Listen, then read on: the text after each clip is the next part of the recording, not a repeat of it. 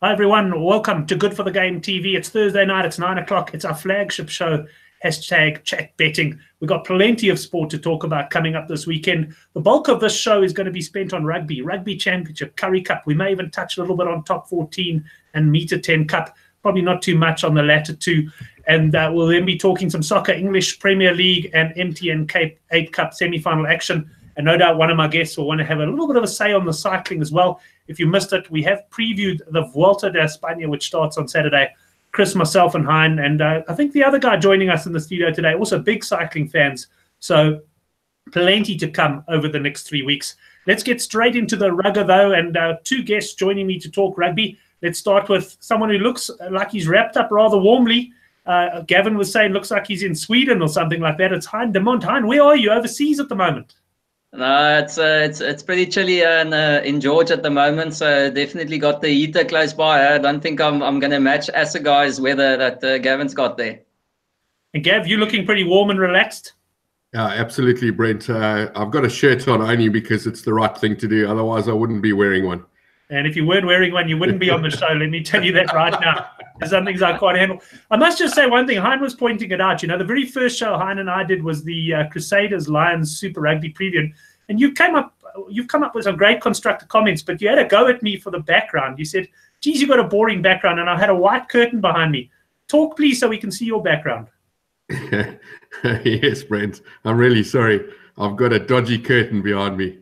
Great work, great work. Well, guys, let's get stuck in. Let's start with the Currie Cup, because that's, of course, going to be going first tomorrow night. You've got the Lions up against the Griquas. Now, the handicap, there was a bit of movement amongst the bookies early in the week. Can't remember the bookies in particular, but there was some plus 18.5 Griquas. And I think with World Sports Betting, you could get minus 13.5 Lions initially. Last time I looked, and I've just come out of a complex AGM, so it hasn't been in the last couple of hours, the cap had shifted more towards the 18.5 mark. Gavin, starting with you, what does Oracle Rugby make of this? You know, I did mention on my preview the other night that in the past and the last 4 or 5 times the Griquas have gone up to Joburg, the handicap, I can't really remember the handicaps, but they've been between sort of 12 and 20 odd. And the result has actually been 10 or less. The Griquas have actually shown up and the pluses arrived just about every single time. I was very surprised when I saw I saw the 13. I saw it too late. I didn't get any 13. But for me, I was looking for a bigger play. I managed to get minus 25.5 at, I think it was 15 or 16 at 10. I'm happy with that. I think they're going to win comfortably. I wouldn't be touching any Griquas plus under 20, definitely not. And I did expect the handicap to move out from earlier levels, so I'm not surprised that it's gone out to 18 and 20. In fact, I think I saw 21 as well a little earlier. So, you know, there's still another 24 hours to go or 22 hours to go before the game, so it may even go up a little bit further. Han, bringing you in there on that one, I did see plus 20.5 Griquas at GG Gaming. And when I was doing a bit of research for this one, I did find that Griquas normally land the plus at Ellis Park. Probably a bit of a worry. They didn't perform very well last week against the Pumas, but they have at least got a run under their belt. What do you reckon? Brent, sorry. Brent, I just think firstly the value of Good for the Game came in there because I saw Chris had it on as that 13.5, and geez, I'm really sorry I missed out on that. I think that was a steal at 13.5. I would have been all over that. I think I got about 17.5 and then 18.5. But as Gavin has said, I've seen someone go up to 21.5. So it's definitely going out. Yeah, Griquas didn't impress me at all. But yeah, I don't know. It's the first one for the Lions. A little bit of a new coaching setup. So they might not come out and smash it, especially not in the first half. But they've got some quality in there. And it's especially nice for them having Roscoe. Yeah, I mean, I'm sure he's going to boss things at the back there. So they've got quite a few guys. Andries could see at the back again, maybe not a proven performer at international level, but at this level he's going to be plenty good enough. So no, they should have it in hand. And then some really nice young stars in Achiva Daimani, Manny Ross and Similani on the bench that I'm really looking forward to seeing. So I think they've got some real X factor there that are really gonna come on, or the other two are starting the first mention. So I think they'll run them ragged towards the end. Okay, so you both seem to be aligned on the lines, but Gav, I'll just bring you in. You wanted to add something there? Sorry, I actually can't remember what I was going to add, but just to go on with what Han said, I heard on the radio on the way home today that the Sharks coach was bragging about how many Springboks he had in his side, and I think exactly what Han said. It's not just Ross Cronje. You got Sylvia Mnuhuza there. You got Andries Kutsia. You got Simbani. I can tell you, I said it, and I'll say it again. I watched that play in the game, the Craven Week final with Damian Willemse. And I think it finished 23-20 or 20-17. It was a 3-point game, and both those guys were fantastic.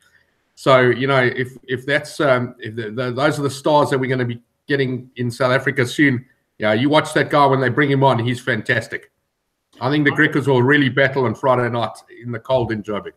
So the boys are all over, by the looks of it, the Lions on this. If you were fortunate enough to follow the good for the game preview, you got minus 13.5 at World Sports Betting. It's not a winner yet, but you're certainly sitting on some value. Just a quick word on this game. We're going to be joined by Gary Lenton, all going well, from Switzerland at 10 o'clock for our live show, GG Gaming Gone Mad 2. And there is going to be a competition involving this game. It's not going to, the actual competition will be a prediction on this game, and you'll have to do it on the YouTube site. So if you are going to catch that show live, you can put yourself in line to win one of my trebles again, which may not be such a great price, but we'll see. Last week I thought I was a little bit unlucky. Let's move on to the other Curry Cup fixtures on the weekend. Then we've got Brent. If I can just come in there. We talked about try scorers, so a nice little try scorer to look out for is Daimani playing at 8. He's pretty dynamic, so he might be at a good price, especially a first try scorer or any time. And I'm pretty sure if they're going to score 6 or 7 tries, Ross will get one of them as well. So that might not be too bad to look at. And then bet I really like is the first scoring play is the Lions try at 15-10. 15-10. I'm sure Gavin wouldn't argue. I see him nodding away in front of his rather bland curtain there. Yeah, I'm just a bit concerned that Hein was only expecting 6 or 7 tries. I'm thinking there's going to be 10-12. I'm sure you are. Right, let's move on to the next Curry Cup game. It's the Sharks 15 up against the Blue Bulls. The Sharks 9-20 to win the game. The Blue Bulls, you can get almost 19-10. The Bulls were in top form last week. They were underdogs against the Cheetahs. I know Oracle Rugby was on it, but we'll come to him in a second and start off with Hein on this one. The Sharks against the Bulls, 5.5 points, the handicap, Hein. Yes, looking at this before the tournament, I thought the Sharks, especially coming out, they were value, and then they firmed a little bit. And outright, I think they were about 3-1. And looking at the squads, I thought they might have the strongest squad. But I must say, coming into this game and after last week's performance, the Bulls actually have quite a few Super Rugby players there. So it's again, there are some Springboks and Jesse Kriel being available. It squares things up at the back a bit. Kevin Bosch for the Sharks, obviously. And Maurice Lowe is a guy I really enjoy, and especially again at Curry Cup level, he's pretty big. So at the back, I'll give the Sharks a slight edge. I'm a little bit worried in the pack. So I think if the Bulls, especially after that Cheetahs game, they were quite good in the front row after the first scrum. So the Bulls are really going to have to dominate that to stay close. If the Sharks can keep it neutral, then I think they should be good runners for that handicap. Oracle, I haven't watched your video preview of this one yet. I've still got to get around to that. But if you had to save me a bit of time, what have you gone for? I've gone double digits here. I've gone minus 10.5 on the Sharks. I like them. It's going to be a nice hot day on Saturday. So if I don't have my shirt off now, it'll definitely be off at 3 o'clock on Saturday. It might be my first swim of the summer season that hasn't quite arrived, but it's almost there. Yeah, look, I think there's enough stars in that Sharks pack. Look, I won on the Bulls last week. I was probably one of the only people that went Bulls.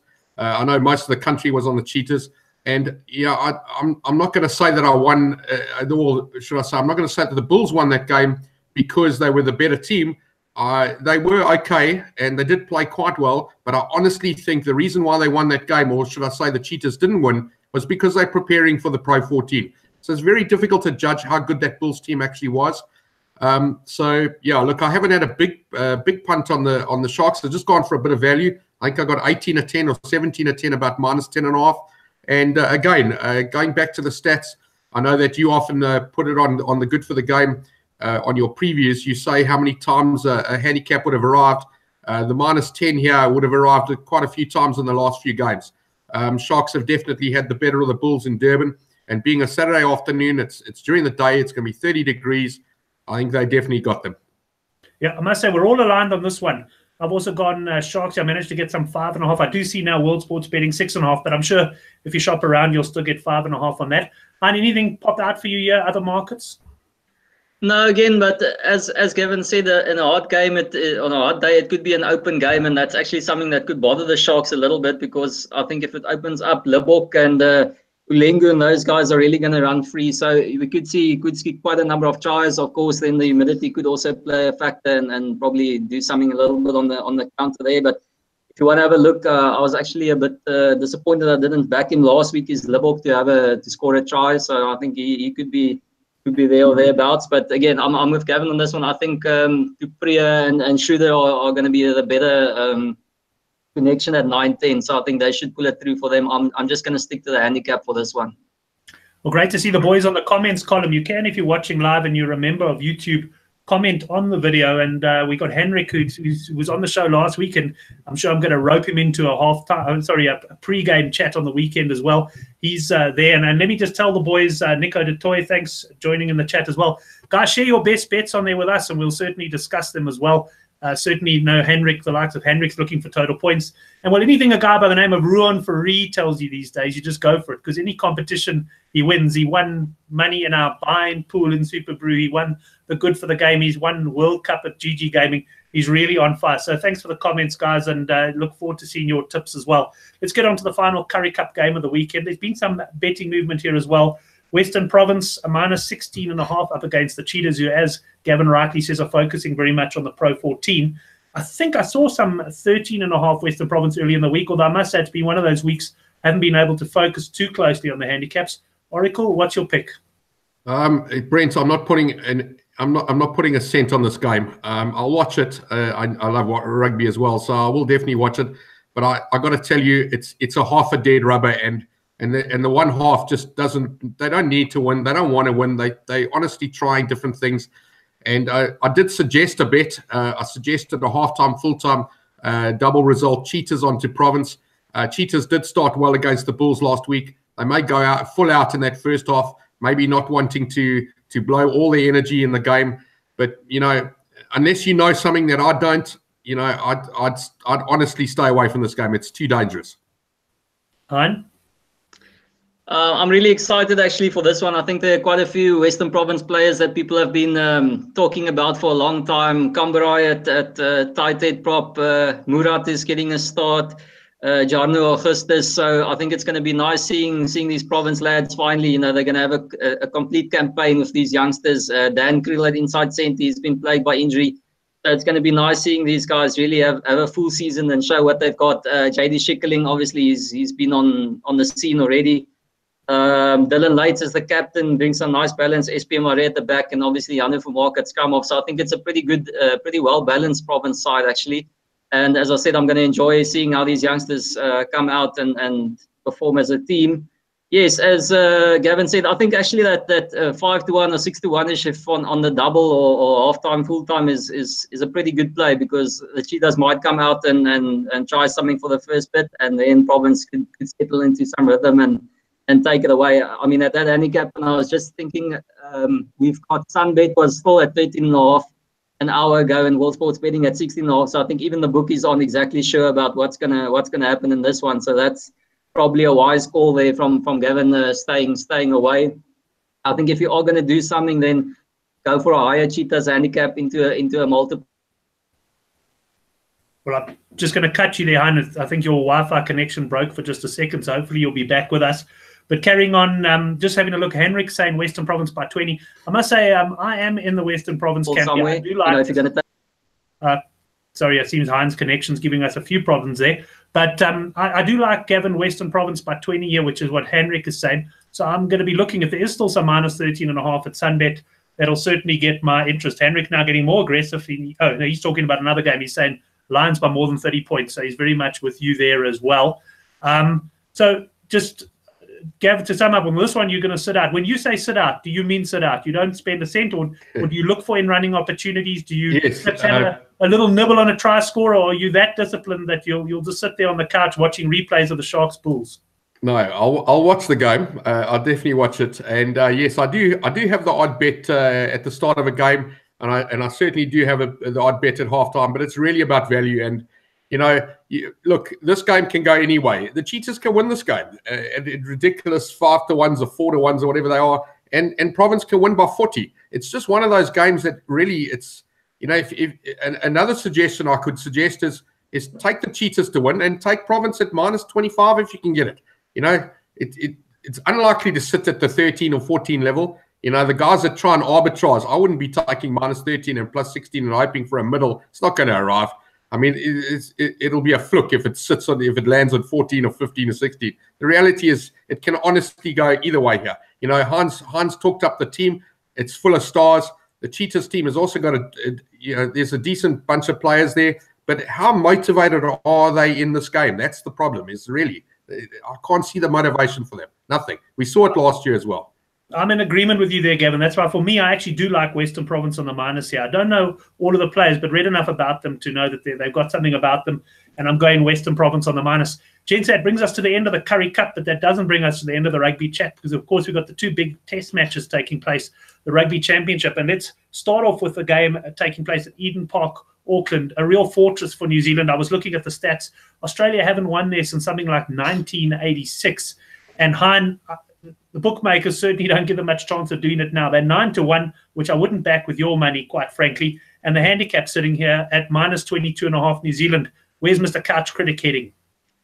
It must be really tough for the Aussies coming into this game after that second half. I think they would have been so confident after the first 30 minutes and happy with their preparation. All of a sudden, everything went up in smoke. And as I said last week, I think it was going to be a very important game for them going forward, looking at the World Cup and Czech taking this team forward. So that was a big blow. And if they don't rally back this weekend, it's going to get even worse for them. So, yeah, they've got their backs against the wall. And, I mean, the big thing is a team that loses Rico Ioane and Ryan Crotty and then can still look as good as they do with Lau Mafe coming in there. I mean, what a bulldozer at inside centre. So poor Kurtley Beale might get some footspur on his back there because he's going to be running all over him. So, yeah, it's a tough one there. If anything, I'm actually probably not going to stray too far from my strategy of last weekend. I actually think this game could go in a pretty similar direction if the Aussies putting up a fight, but this time maybe not for 30 minutes, but 20 minutes, and then things going pear-shaped from there.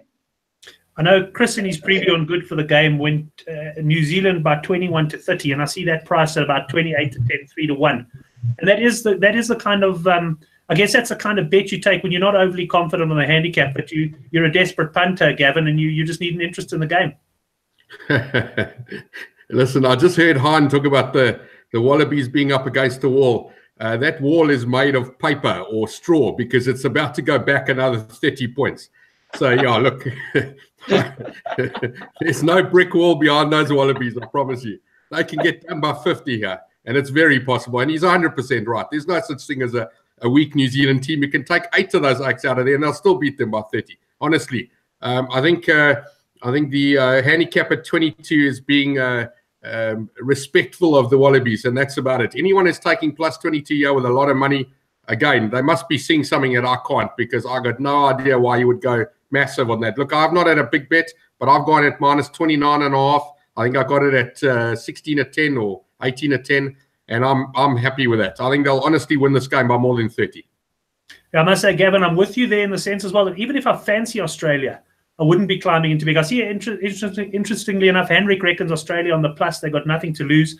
Also, just a quick shout out to Yaka Okamp, long-time supporter of Good for the Game. I see he's making some comments of the line there as well. But for me, yeah, you oppose New Zealand, you just never feel safe. Australia can be trailing by 3 points with 10 minutes to go, and New Zealand can beat the handicap. And that's just the way it is. I must say, my rule when I oppose New Zealand is I don't watch the game. I'd rather not watch it. When they start throwing that ball around and going crazy, it's a bit like my old days of spread punting, which I haven't been involved in a while. If you're selling match shirts in the spreads, don't watch the New Zealand game because you're going to be an absolute nervous wreck by the end. You'll just be carried away. So this is a game. I do like Chris's logic here of the 21-30. But if anything, if I'm forced to have a big bet on this one, I'd be all over the New Zealand minus like Gavin is, because I do think that at some point their class is going to tell and they're going to run away with this game. Anything else, Hein, from your side before we hop onto the Bok game? Yeah, I'm just going to have a little nibble on Australia to lead after 20 minutes at 7-2 with World Sports Betting. As I said, I think they're going to come out with their ears ringing, and that's about it. So, 20 minutes I'll give them, and then second half handicap New Zealand 12.5. So if it does stay relatively close, like I'm hoping it will in the first half, then New Zealand to pull away again, the same as last week, 12.5 handicap second half New Zealand. Right, let's move on to the game in Argentina taking place about 9 o'clock. I think it's kicking off South African time. You've got to be careful with these Argentinian matches. They sometimes kick off earlier than you expect to. Once you grab the game, I was waiting for 11 o'clock. It kicked off at 9:30. And I just got my bet on, thank goodness, because it was a win on that particular time. So just watch the times very carefully. I see Argentina plus 7.5. There has been some money here during the week. And Hein, I'll start with you. There was minus 5.5 South Africa early doors. The money has come, but it seems to have leveled out at about the 7.5 point mark now. And, you know, I suppose it all depends on what you read into last week's box shade. Was it a convincing win or a bit of a stuttering performance? Yeah, definitely. There's two ways to look at it. As we've all said, you know, if Pollard kicked a bit better, it would have been a much bigger margin. So the score flattered Argentina. Again, it was their first game under the new coach, though, even though I know he's got pretty much some continuity going with having been the Jaguares coach there. But I think they'll be much better this weekend. So it's going to be a bit of both. I don't think South Africa are going to be much better. I don't see how they can really take a big step up from last week. They were very good on the attacking front and not quite as much on the defense. And I think in Argentina, I mean, we all know they really get fired up, so they're going to be going helter-skelter. So I actually think this could be a bit like headless chickens running around there if everyone starts throwing the ball and playing a fast-paced game. So I'm actually not quite as confident as everyone else on the minus 5.5 or anything. If you would want to go to something, then probably that 7.5 might be a good one. But I've actually got a few others in mind there. Well, I haven't seen his previews yet, but let's see if Oracle Rugby's got a firm opinion on this one. Gav? Okay, so we've been there 6 times in the last, since 2012, since they joined the Rugby Championship. And South Africa's won by 14 and 18. They've won by 5. They've won by 2. They've lost by 2, and they've drawn. So 4 of the 6 results have been inside of this handicap. You know, what I'm really drawing on here, and Hein mentioned the Jaguares, is the Bulls, Stormers, Sharks, and Lions all got done by double digits. And, you know, for me, if you just do a simple maths calculation and you say that the Springboks are 20 points better than the collective Super Rugby teams, you're looking at a handicap of anything between 3 and 7. So the handicap is probably in the right place. I don't think it, you know, if it was minus 10, you know, the minus punters would be on the plus. So I think it's at the right level. It's got the bookmakers are 100% right here. They've got the minus guys involved. They got me on the plus. They've got a balanced book. In fact, they might just make their 2 or 3 or 5% or whatever they make, and they'll just you know, put the result in afterwards. So it's me against them and people like me against them and so on. So every couch in the world will have a bit of both, because I think the handicap's 100% right. I don't know necessarily if Argentina will win the game. They've only beaten us once before they did get that draw.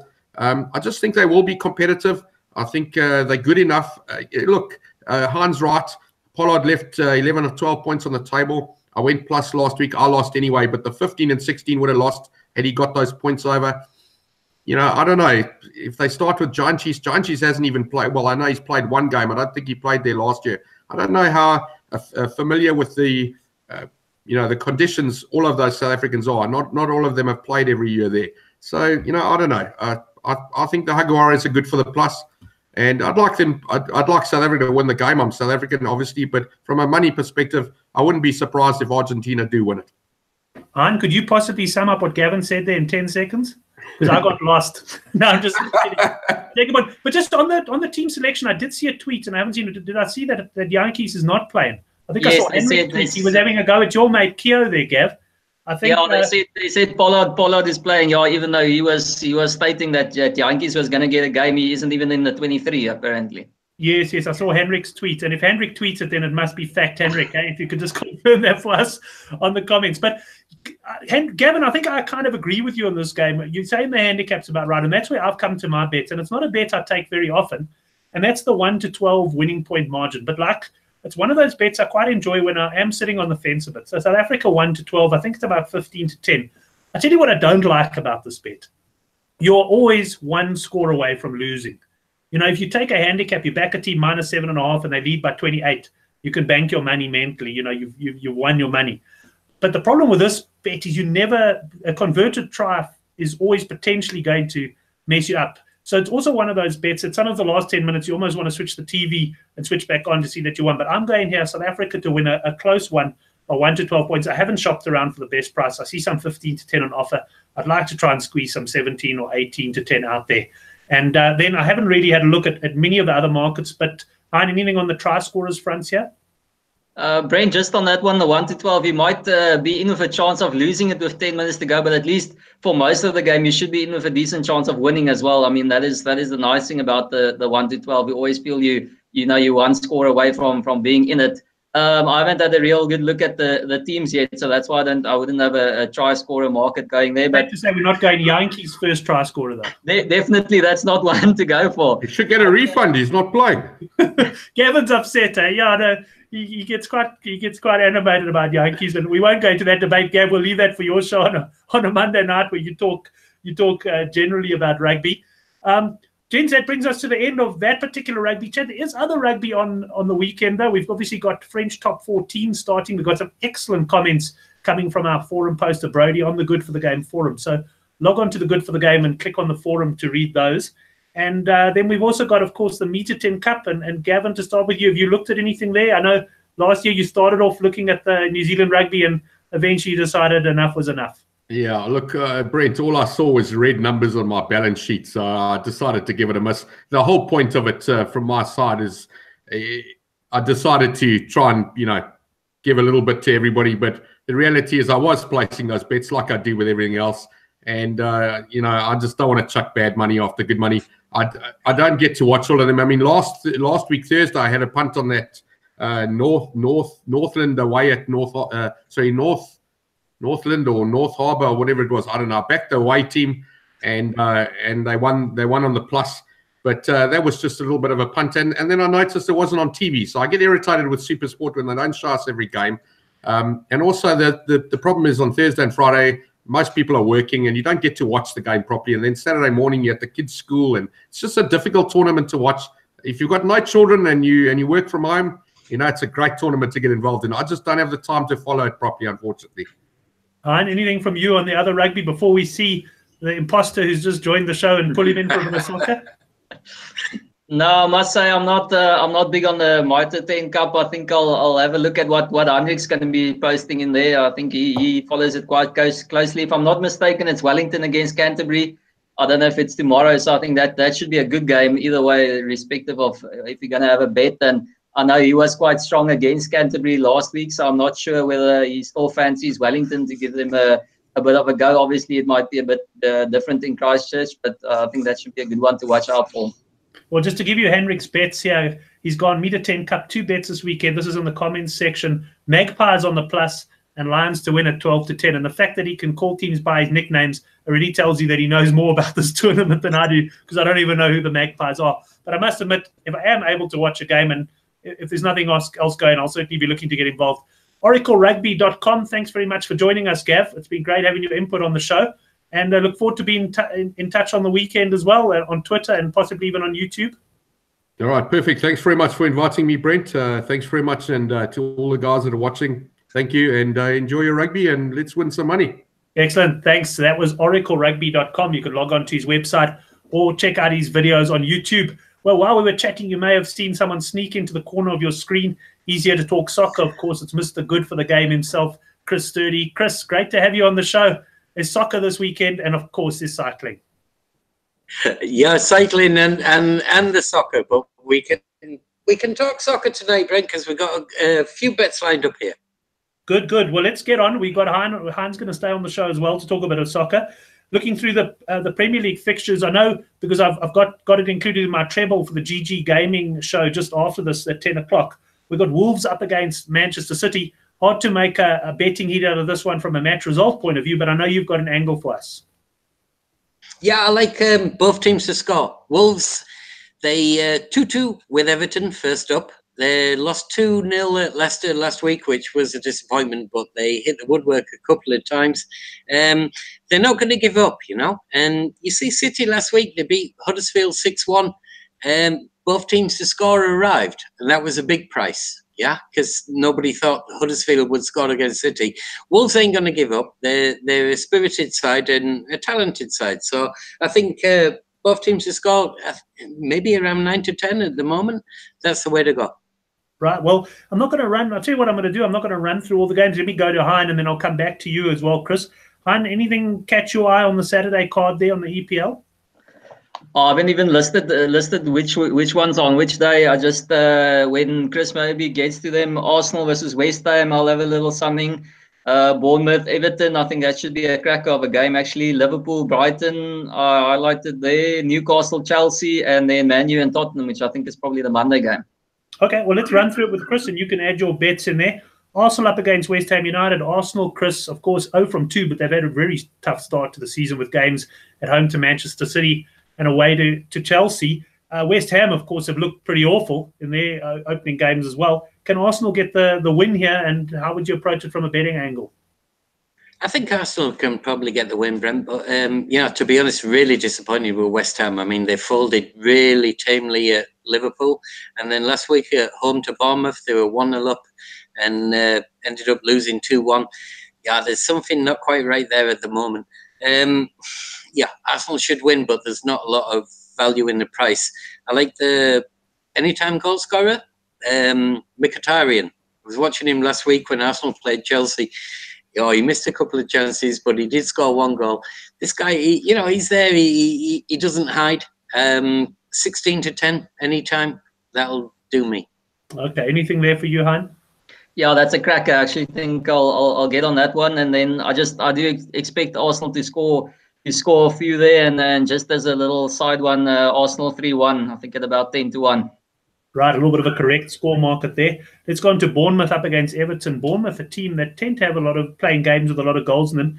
Everton did deliver for us last week when they won, and I see Everton here priced at 17 to 10, Bournemouth 16 to 10. So, Chris, the bookies are very much undecided on this one. Yeah, definitely. And I can see why, to be honest. I mean, Bournemouth have really started well. 2 wins from 2. Everton have got 4 points from 2 matches. Yeah, they look evenly matched, especially with Bournemouth having home advantage. I like Eddie Howe there. He's done a great job, and no reason why Bournemouth won't do really well again this season. Maybe finish mid-table, maybe push on into, the top 10. 2 to 3 goals in total has been the way to go in English Premier League matches in first couple of rounds. If you had even stakes on 2 to 3 goals in total, you'd be in clover at the moment. And I reckon that, that's a fair enough bet for this one. Right, 2 to 3 goals in total. And if you don't have anything to add, I'll move on to the next game. No, on that one, the price is just a little bit short. I wanted to go for both teams to score, but I think that was like 6 to 10 or something like that. So that's not really going to work. So I'm actually going to go for both teams to score and over 2.5 goals. So I actually think one of the teams will probably sneak a 2-1 or something like that. So I'm going to go for that. Both teams to score and over 2.5 goals at 9 to 10. At 9 to 10. Okay, yeah, I like that option. It's sometimes nice to look at that, call it almost like double markets when you're looking to up the price a little bit. Southampton up against Leicester, another game which is priced fairly evenly. Southampton, Chris, are favourites at 14 to 10 with Leicester at 9 to 4. The draw trading at 22 to 10. Southampton look like a side that might struggle this season, but I'm not so sure I'm that impressed with Leicester either. Yeah, when we spoke a couple of weeks ago, I said maybe Southampton was valued to be relegated. I think it was 5 to 1 at the time. They only finished 4th from bottom last season. They've taken 1 point from 2 matches so far. Leicester also not absolutely impressive, although, they did beat Wolves 2-0 last week. Vardy was sent off, though, so he's going to be suspended this time. Yeah, maybe a draw, Brent, but not one to get too heavily involved in. Not one, Han. Anything here? No, nothing for me on that one. Right, let's moving on. Huddersfield up against Cardiff. Huddersfield had a real baptism of fire. Well, they've had a real tough start. They've played the likes of City and Chelsea, and they play against Cardiff, who are at the moment favourites to finish bottom. Huddersfield, though, I can tell you, are second favourites to finish bottom, but they are 13 to 10 favourites to beat Cardiff at home, Chris. Yeah, again, Brent, I'd go with a draw here. I don't think you could back either side with too much confidence. I mean, Huddersfield, they've conceded 9 goals in 2 games, admittedly against really, really good sides. Cardiff haven't met that sort of opposition yet.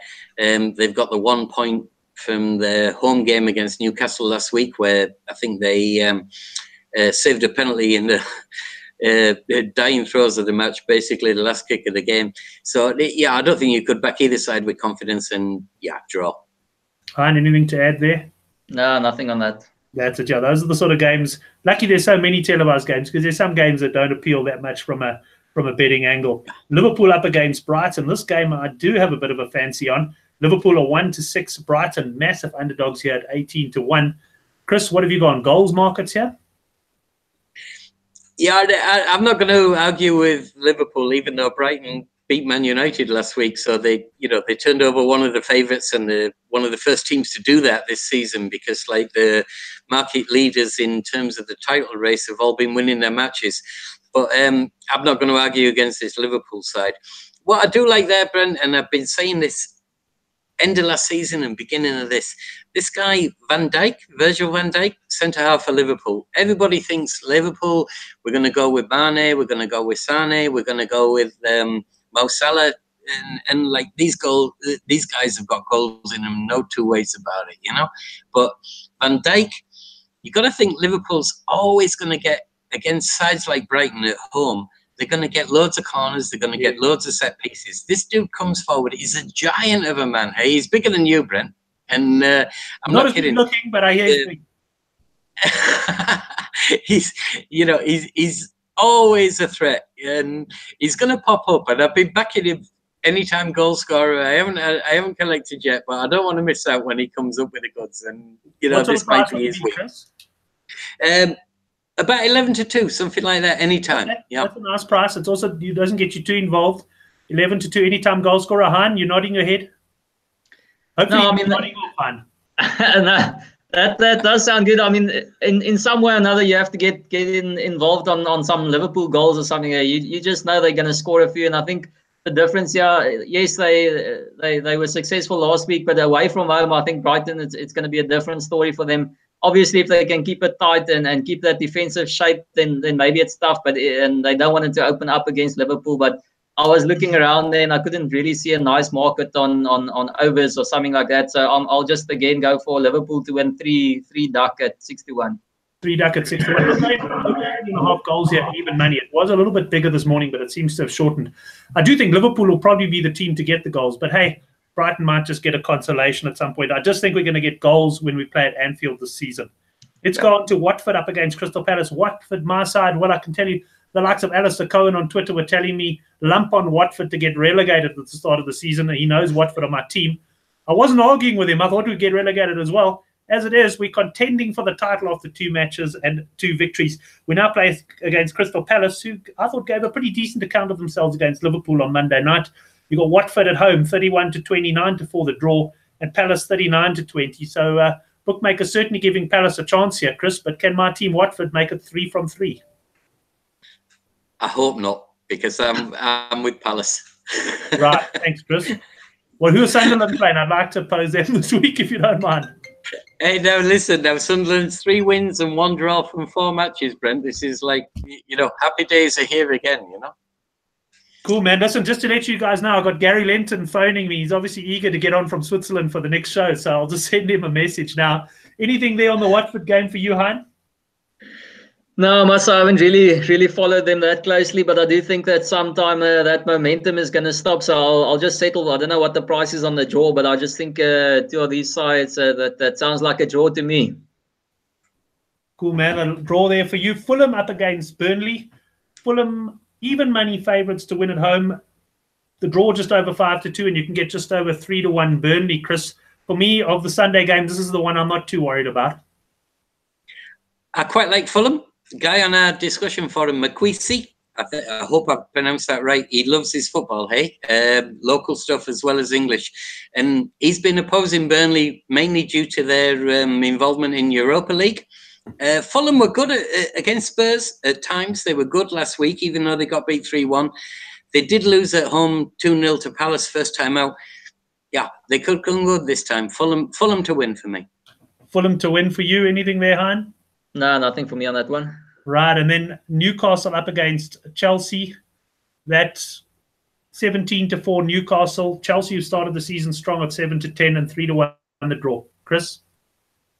Chelsea for me. Chelsea 7-10. Chelsea win. I think they'll score at least a couple of goals, but yeah, Chelsea to win the game. Chelsea to win the game. Anything there, Hein? I'm also on Chelsea to win 7-10. I'll probably include that in a few multiples for the weekend as well.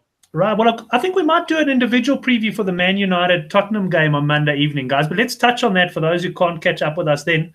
I can tell you, Yaku Okomp on the YouTube chat reckons 19-10 Spurs is his best bet. Chris, you in agreement with him, or do you think United are on the downward trend? I'll give you some info on Yaku. He's a mate of mine. He's a big Spurs fan, hey?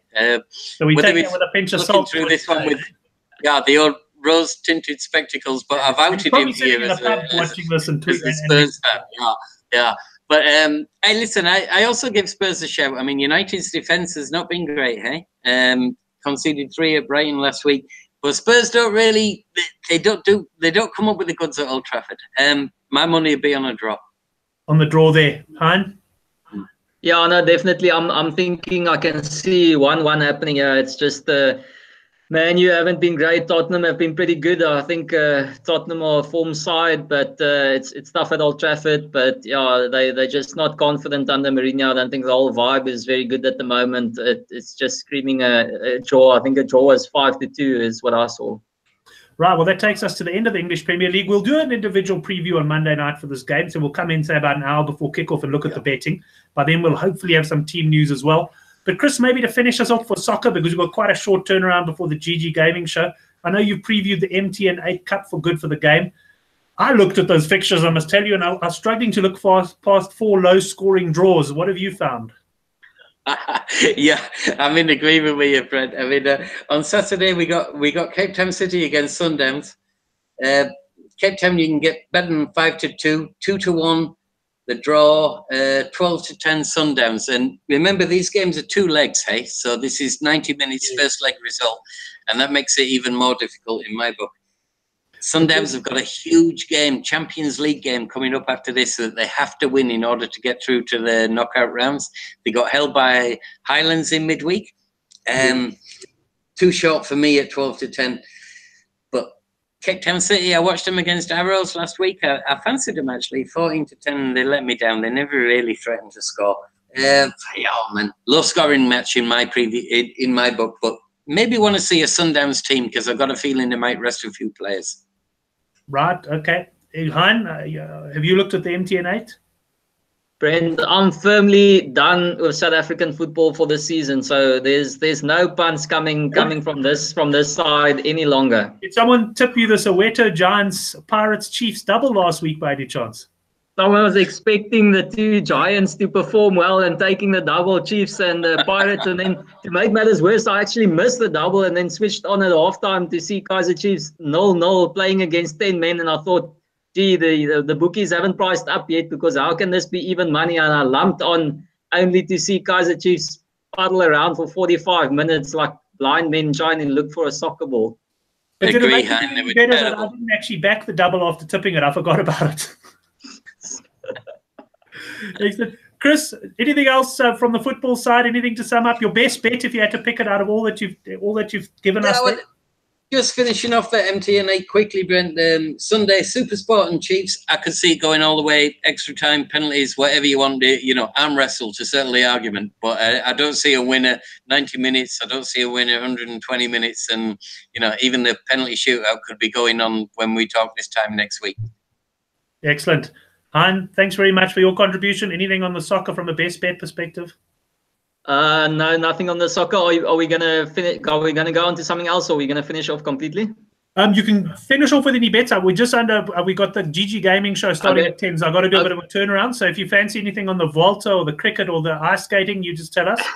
No, the only thing is the Formula 1 is back on this weekend, so it's in Belgium, and Lewis has been very good at Spa, so he's pretty much a favorite to do it there. But the problem is Ferrari have actually been going strong, and Vettel's been unlucky in the last 2 races, crashing out in one, and there was qualifying in the rain in the other one. So he's pretty much the man on form, or he's the man of the fastest car, and Lewis is the man on form. So it's going to be a tough one there. And I actually think the best one is to have a little look at Max Verstappen He's 18 to 1 to win. So if you're going to have a little punt there, the weather in Belgium is usually pretty dodgy. So, you know, things could change, and it's just worthwhile having a runner at 18 to 1, I think.